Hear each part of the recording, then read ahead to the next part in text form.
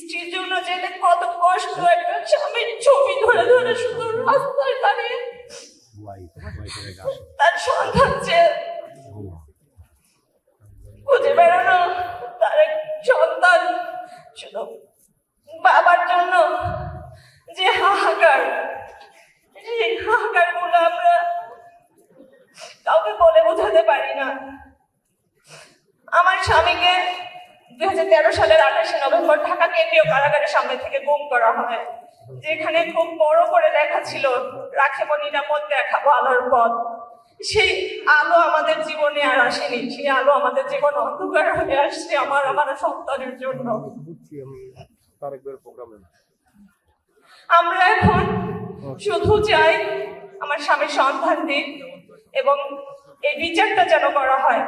গুম কমিশন যেটা report, final report submit করেছে, সেখানে তারা বলেছে 251 জনকে ধরে নিতে, যে তারা আর কখনো ফেরত আসবে না।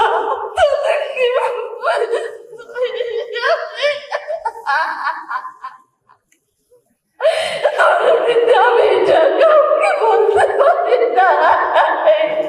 আমার শাশুড়ি সামনে বসে আছে, সে 2 দিন আগেও দোয়া করছে আমার ছেলেটা যেন ফিরে আসে। আমি তাকে বলতে পারি না যে গুম কমিশন কি রিপোর্টটা দিয়েছে।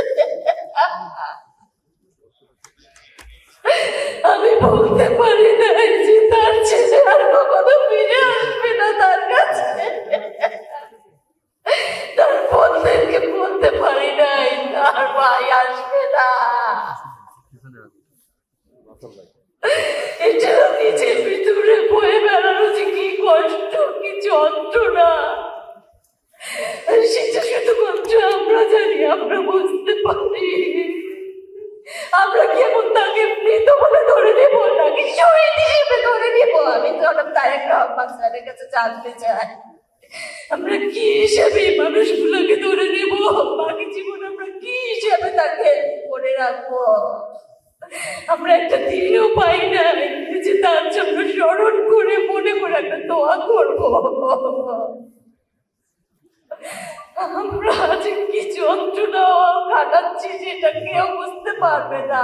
আমাদের রাতগুলো বালিশ ভিজে যায়, রাতের বালিশগুলো কান্নায় ভিজে যায়, যেটা কেউ দেখে না, কাউকে বলতে পারি না। নীরবে আমরা শুধু চোখের পানি ফেলে যাই।